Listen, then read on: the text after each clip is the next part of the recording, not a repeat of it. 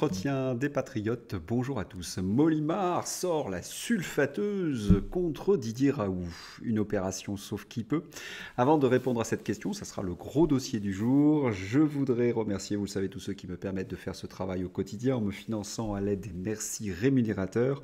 Et aujourd'hui sont à l'honneur des fidèles parmi les fidèles, Radar, Tommy Delamine, Philippe Michaud. Merci à eux du fond du cœur. Et puis je tenais aussi à vous remercier pour tous vos gentils messages, les pouces levés et la diffusion sur d'autres réseaux sociaux.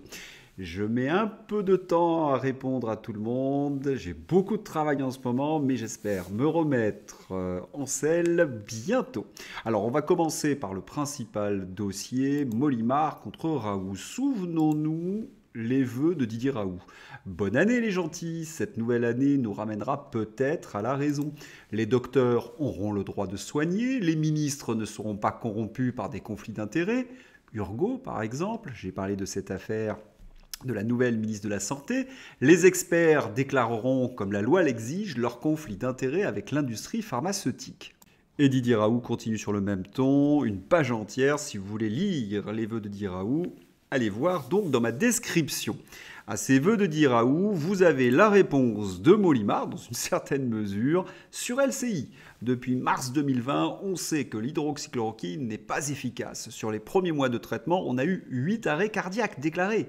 Ce chiffre de 17 000 morts est sans doute très sous-estimé. Sous-estimé, monsieur Molimar? Il y aurait quoi? 20 000, 30 000, 40 000 morts dus à l'hydroxychloroquine? Autrement dit, c'est le professeur Raoult qui est responsable de tout ce qui s'est passé pendant la période de la pandémie. Mais vous, par hasard, quelles sont vos responsabilités dans les politiques qui ont été menées par Emmanuel Macron? Bon, vous commencez à comprendre, il y a deux blocs. Il y a le bloc de l'IHU de Marseille, représenté par Didier Raoult, et il y a un autre bloc dont Molimar est dans une certaine mesure le porte-parole. Mais quel est ce bloc ? Revenons en arrière, nous sommes en 2020 et vous avez Reacting. C'est un groupe français et pourtant ce Reacting est en anglais. Research and Action and Targeting Emerging Infectious Diseases. Ah oui, donc Reacting est un réseau collaboratif pluridisciplinaire d'institutions de recherche françaises, malgré le titre anglais, travaillant sur les maladies infectieuses émergentes qui visent à préparer à répondre aux épidémies. Il est coordonné par l'INSERM, piloté par l'Alliance Aviézane. Et qui sont les fondateurs? Jean-François Delfraissy. Jean-François Delfraissy qui va présider le comité scientifique. Et puis vous remarquez aussi Yves Lévy. Yves Lévy n'est pas un inconnu puisque c'est le mari d'Agnès Buzyn. Et pour ceux qui connaissent un petit peu le milieu médical, c'est l'ennemi intime de Didier Raoult. Pourquoi? Parce que dans Reacting, vous avez un concurrent direct de l'IHU. Reacting va proposer des solutions et l'IHU va en proposer d'autres. Donc ils sont concurrents non seulement en termes de structure, mais également en termes de philosophie. Je reviendrai dans un instant. Et puis dans ces membres, vous remarquez des gens qui vont siéger au comité scientifique, les Yazdan Panal et Dominique Castigliola. Alors, vous allez me dire, mais que vient faire Molimar là-dedans? Eh bien, c'est un expert de Reacting. Et oui, il est souvent mandaté pour faire en sorte que les médicaments prometteurs et qui ne coûtent pas très cher, prometteurs donc contre la Covid, eh bien, soient littéralement dézingués. C'est son objectif, et notamment avec les antidépresseurs. Il faut savoir que les antidépresseurs étaient prometteurs contre la Covid, eh bien, Molimar est passé par là. Les antidépresseurs ont été ainsi mal classés dans le groupe de travail de Reacting, dédié à la priorisation des traitements. Je n'avais jamais entendu parler de ce mécanisme d'action fiasma et son effet survient dans la publication allemande à des concentrations très élevées, ce qui rend improbable de l'observer de manière raisonnable chez l'homme, confie l'un de ses membres, le pharmacologue Mathieu Molimar. Sachez que l'argumentation de Molimar sur les antidépresseurs a été démontée. Cela ne tient donc pas la route. Quel est le rôle donc de Molimar? Eh bien, d'être un expert qui va en quelque sorte flinguer tous ceux qui vont se dresser devant les intérêts de l'industrie pharmaceutique et proposer des solutions qui ne sont pas rentables, donc pour le Big Pharma. Un véritable sniper.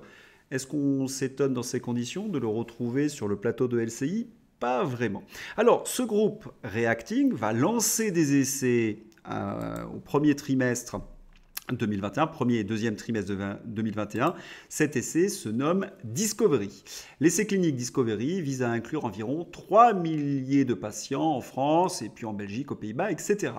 Quels sont les médicaments qui sont testés? Bien évidemment, des médicaments de l'industrie pharmaceutique qui coûtent très cher et qui sont très rentables pour ce Big Pharma. Le Remdesivir, le Lopinavir. Ah, vous allez me dire, mais il y a également l'hydroxychloroquine. Oui, mais l'hydroxychloroquine a été ajoutée à Discovery pour une seule raison. C'est qu'il y a eu une émotion populaire, il y a eu une pression, donc ils ont été obligés d'inclure l'hydroxychloroquine. Mais vous le savez, nous ne connaîtrons jamais les résultats sur l'hydroxychloroquine. Tout va être fait pour arrêter les essais. Delfrécy, président du conseil scientifique, se fait épingler dans les Fauci Gate.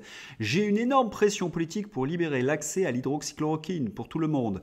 Mais je résiste actuellement, dit Delfrécy dans un échange avec Fauci, le monsieur Anthony Fauci, le monsieur santé américain. Et les essais vont être définitivement arrêtés suite à ce qu'on a appelé le Lancet Gate. Qu'est-ce que c'est le Lancet Gate? Lu et respecté depuis sa fondation en 1823, The Lancet a trébuché. Oui, c'est la revue scientifique la plus prestigieuse. La célèbre revue scientifique britannique a dû retirer le 4 juin une étude bâclée fondée sur de mauvaises données et concluant à l'inefficacité de l'hydroxychloroquine contre le Covid-19. Au cœur de l'affaire, c'est une obscure start-up américaine qui a fourni les datas initiales à partir de 96 000 dossiers médicaux électroniques de patients atteints du Covid-19. Mais l'entreprise s'est révélée être une société fantôme dirigée par des profils plutôt éloignés de la science, à savoir une ancienne modèle porno comme directrice des ventes et une rédactrice scientifique spécialiste de science-fiction notamment. Et vous savez ce qui s'est passé, la suite. Olivier Véran a arrêter les essais Discovery en ce qui concerne l'hydroxychloroquine. Oui, il a fait arrêter des essais à partir de, comment dirais-je, une barbouzerie organisée par une start-up fantôme. Qui était derrière cette start-up? Nous ne le savons pas officiellement, mais nous avons quand même quelques doutes. Vous imaginez la joie de Molimar et de Reactine quand l'hydroxychloroquine a été mis au tapis. Alors, je voudrais un petit peu résumer la situation pour bien comprendre les deux blocs qui s'opposent. D'un côté, vous avez donc Reacting, dirigé par Delfrécy, Yazdan Yazdanpana, etc. Vous retrouvez donc le comité scientifique qui a, dans une certaine mesure, proposé des solutions à Emmanuel Macron. Vous avez donc Reacting qui est lié aux grands laboratoires, notamment Gilead, AbbVie, Pfizer et compagnie. Ils ont lancé des essais Discovery pour faire plaisir à ces laboratoires qui sont eux-mêmes liés à un grand essai mondial qu'on appelle Solidarity et qui était piloté par l'OMS. Quand vous avez l'OMS derrière, vous avez des subventions. Vous remarquez que de l'autre côté, le professeur Raoult ne touche pas des subventions de l'OMS. Non, c'est l'IUHU de Marseille avec ses propres financements. Et la logique du professeur Raoult, eh bien, c'est d'utiliser des molécules repositionnées qui sont dans le domaine public. D'un côté, les grands laboratoires, les molécules du domaine public, c'est-à-dire qui ne font pas faire de bénéfices aux grands laboratoires, aux Big Pharma. Vous comprenez, comment dirais-je, les tensions entre les Molimar et compagnie et le professeur Raoult. Et ce comité scientifique, ce Reacting, eh bien, ils ont été derrière les confinements. On se souvient du professeur Perromore qui avait fait un bilan de ces confinements. Ce qui est très choquant, c'est que les médecins auraient dû prévoir que le confinement allait faire des dégâts sociaux et sanitaires importants. Ils auraient dû s'opposer au pass sanitaire qui est antidéontologique, liberticide et inefficace. Le bilan n'est pas bon, c'est le professeur Perromore qui l'affirme. Et c'est un doux euphémisme, c'est une véritable tragédie. Et je laisse de côté les libertés publiques, je reviendrai d'ailleurs sur cet élément un peu plus tard. Non, seulement sur le plan de la santé. Pensez aux cancers non dépistés. Les cancérologues nous ont averti qu'à la suite des confinements, ils avaient trouvé des cancers en phase 3 ou 4, alors qu'ils auraient dû être soignés en phase 1 ou 2. Pensez à toutes les maladies cardiovasculaires, aux dépressions, aux maladies psychiatriques. La grande mortalité vient généralement des conséquences des confinements. Mais comment se fait-il que des médecins n'aient pas pu s'opposer? Quand vous avez une maladie infectieuse, il faut prendre le soleil, il faut faire du sport. C'était le professeur Toussaint d'ailleurs qui nous l'avait expliqué. Il ne faut surtout pas enfermer les gens. C'est là où se développe la maladie. Comment se fait-il que des chefs de service des hôpitaux ne se soient pas élevés, à l'exception notable du professeur Perromort, contre les confinements. Tiens, assistance des hôpitaux publics de Paris. Moderna et la PHP signent un partenariat pour prolonger l'étude ARN combinée. Qu'est-ce que cela signifie? Eh bien que l'industrie pharmaceutique finance la recherche de certains hôpitaux et qu'ils ont un droit de regard sur la nomination des chercheurs et des chefs de service. En théorie, on peut s'opposer à une critique de l'industrie pharmaceutique, mais en pratique, du fait des millions qui sont parfois déposés dans ces hôpitaux, eh bien ce n'est pas possible. Ceux qui se dressent une fois de plus contre l'industrie pharmaceutique, eh bien, sont ni plus ni moins effacés. On se rappelle de ce qui est arrivé au professeur Christian Perron, star des complotistes, nous dit la Voix du Nord, viré de son hôpital. Vous voyez bien, viré de son hôpital, c'est d'une violence. Le controversé professeur Christian Perron a été démis de ses fonctions de chef de service des maladies infectieuses et tropicales de l'hôpital Raymond Poincaré de Garches. Ces sanctions seraient dues parce que le professeur Perron ne croyait pas à une deuxième vague de Covid-19. Voilà, il aurait commis une erreur, donc viré. Et puis c'est la star des complotistes. Quand on pense à la qualité des analyses du professeur Perron, c'est une véritable honte. Bon, on accepte lorsqu'on dit parfois une erreur, on peut se tromper, ça arrive à tout le monde, même au plus grand, comme le professeur Perron. On est viré, de son service. Eh bien, si on appliquait cette règle à Molimar. Enfin, une bonne nouvelle, on ne transmet plus le Covid une fois vacciné. Ça, c'est pas une fake news, ça. Et puis, on y va encore avec Molimar. Mathieu Molimar, nous n'avons pas de signal inquiétant sur le vaccin AstraZeneca. Oui, il a été interdit un peu partout. Et puis, c'est ce même Mathieu Molimar, toujours porte-parole de l'industrie pharmaceutique, qui nous expliquait que Pfizer avait un vaccin efficace à 99%. Quels sont les conflits d'intérêts du professeur Molimar? Eh bien, on les regarde à peu près avec tous les laboratoires. Mathieu Molimar, c'est bien l'attaché de presse du Big Pharma. Face à ces médecins qui travaillent avec l'industrie pharmaceutique, vous avez le professeur Raoult. Le professeur Raoult a proposé donc au comité scientifique à Emmanuel Macron une autre stratégie qu'il a exposée d'ailleurs dans ses vidéos. Quelle est cette stratégie? Dépister, traiter, isoler les personnes à risque. Autrement dit, cela s'appelle la médecine humaniste, traiter les patients. Eh bien, le comité scientifique a estimé que ce n'était pas une bonne stratégie. Première raison, le coût. En effet, les hôpitaux français n'avaient pas les moyens, de dépister, traiter et de soigner les gens. Pour quelle raison? Eh bien, parce que l'hôpital public a été saigné par les politiques européistes et que nous avons perdu beaucoup de lits. Vous pourriez me rétorquer qu'il suffisait d'injecter peut-être 15 ou 20 milliards dans l'hôpital public et de réouvrir des lits. Non, ce n'était pas possible pour le comité scientifique comme pour Emmanuel Macron. Cela coûtait trop cher, cette médecine humaniste. Cela coûtait trop cher, mais combien ont-ils dépensé du fait des confinements et de l'achat de vaccins? Plus de 500 milliards. On se rappelle également que Molimar et Acting ont empêché toute forme de traitement. Pourquoi Molimar communique-t-il sur l'hydroxychloroquine? Eh bien, pour faire diversion sur les autres soins apportés par l'IHU de Marseille. Alors, on va les énumérer, notamment les antibiotiques. Lorsqu'on était sur un plateau de télévision et qu'on parlait d'antibiotiques, il y avait la réaction du médecin de plateau. Les antibiotiques sont inefficaces contre les virus. Certes, mais les antibiotiques sont très efficaces contre les surinfections bactériennes. Et les surinfections bactériennes viennent après le travail du virus. Il était donc indispensable de donner des antibiotiques et aujourd'hui, tout le monde est d'accord. Ce n'est même plus un sujet de débat.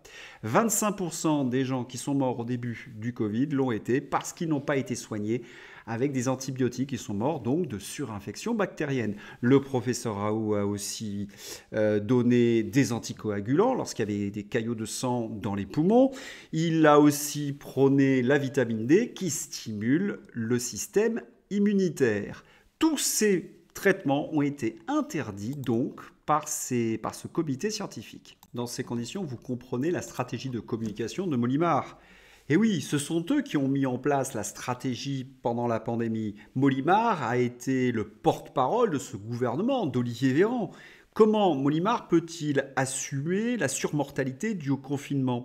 Comment peut-il assumer le fait que des études mondiales montrent que des gens sont morts de la Covid-19 suite à de la surinfection et qui n'ont donc pas été traités avec des antibiotiques? Comment peut-il assumer la ruine? 500 milliards, hein. Vous savez que notre pays s'est fondamentalement endetté et que notre économie va très mal depuis.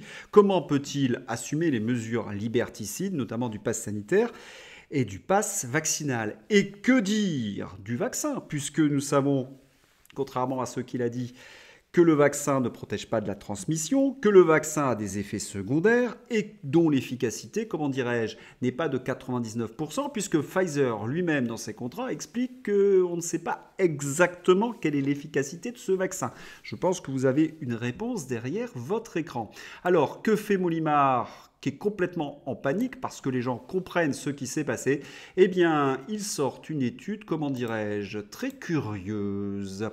Tu fais 2 études où tu donnes 12 fois la dose d'hydroxychloroquine à des cardiaques, bon, 11% de surmortalité, tu multiplies avec un S par le taux inventé de malades traités à l'hydroxychloroquine dans 6 pays, et tu multiplies le tout par le nombre inventé de morts de la Covid dans 6 pays, et tu as le nombre exact de victimes de l'hydroxychloroquine. C'est idiot, mais les journalistes adorent. Merci à Patrick Giberti pour son travail de réinformation. Alors, une précision, il y a eu un essai en Angleterre en 2020 du nom de Recovery où en effet on a administré 12 fois la dose d'hydroxychloroquine à des gens très malades. 12 fois la dose, eh bien quand vous regardez la notice d'hydroxychloroquine, c'est très très dangereux, c'est du surdosage. Dans ces conditions, il y a eu des conséquences tragiques. Vous prenez donc le résultat de Recovery et vous l'appliquez à l'ensemble des autres essais. Oui, une véritable escroquerie. Et je vous rappelle ce que je vous disais hier avec Véronique Baudou, lorsqu'on regarde les chiffres et des essais qui ne sont pas Recovery, où le dosage est convenable, il n'y a pas de surmortalité, et même, d'après certains scientifiques, il y aurait un bénéfice à l'administration de ce traitement. Et que dire des effets secondaires du vaccin? Nous avons le témoignage de Nathalie Marquet. Nathalie Marquet fait des révélations troublantes sur Jean-Pierre Pernaut. Il est décédé à cause du pchout 8 jours après sa 3e dose. Il a eu 13 AVC en une courte période de temps. Il n'est pas mort du cancer. Il était totalement guéri quand son état de santé s'est dégradé. Pour la mannequin, Jean-Pierre Pernaut est décédé à cause d'une toute autre raison, la vaccination contre le Covid. On n'a pas de recul sur ces injections. Je ne suis pas médecin, mais je me demande si le pchout et la radiothérapie font bon ménage, parce que 8 jours après la 3e vaccination, il a eu un premier AVC, puis 2, 3, 12. Le 13e lui a été fatal. Voilà pour le dossier Molimar. Vous avez donc toute une partie des médecins qui sont responsables de ce que nous avons subi pendant 2 ans, qui constatent les désastres des mesures qu'ils ont prônées et ils essaient de se défausser, de se dédouaner sur le professeur Raoult qui n'a pas été écouté. Est-ce que vous pensez que cela peut fonctionner ? Je vous laisse répondre. Quant aux journalistes de LCI qui acceptent les élucubrations de Molimar sans broncher, qui parlent de scandale international sans contextualiser qui est Molimar et ce qu'il a fait, eh bien on appelle cela un complice. Mais est-ce qu'on est très étonné de voir des complices sur LCI? Tenez, il y en a quelques-uns, on les appelle les LCU, petit best-of sur le général Yakovlev par rapport au conflit russo-ukrainien. Malgré toutes ces erreurs, il continue à être invité. Et oui, Molimar, c'est un petit peu le Yakovlev de la médecine. Je vous mets la vidéo dans ma description, régalez-vous. Sans transition, et encore, Gérald Darmanin, Mediapart, quand le ministre Darmanin se faisait conseiller fiscal du PSG au détriment du trésor public. Mediapart révèle qu'à l'été 2017, le ministre des Comptes publics Gérald Darmanin et son directeur de cabinet ont aidé le PSG à ne pas payer des dizaines de millions d'euros de taxes sur le transfert de la star brésilienne Neymar, contre la jurisprudence de l'administration. Les mensonges de Darmanin, les turpitudes de Gérald Darmanin est maintenant conseiller fiscal. Mais comment Gérald Darmanin peut-il rester ministre de l'Intérieur? Qu'est-ce qu'il sait sur Emmanuel Macron? Et vous savez également que la réinformation doit lutter contre la censure au jour le jour. Et nous avons tous une épée de Damoclès au-dessus de la tête. X-Twitter devra quitter l'Union européenne s'il ne parvient pas à se conformer à nos règles. Règlement européen, DSA, j'en ai suffisamment parlé À l'automne, de censure, trop de désinformation, danger pour la démocratie. Ah, c'est sûr qu'avec Molimar, il n'y a pas de désinformation. En bon toutou du commissaire européen Thierry Breton, le ministre français du numérique menace ce matin X-Twitter de bannissement sur Sud Radio. Délirant. L'Union européenne et la Macronie main dans la main pour censurer et sauver leur narratif mensonger. Voilà, ce journal se termine. Je parlerai certainement dimanche de l'affaire Epstein. Je parlerai également de la révolte paysanne en Allemagne et en France. Je vous souhaite un excellent week-end. À bientôt. Au revoir.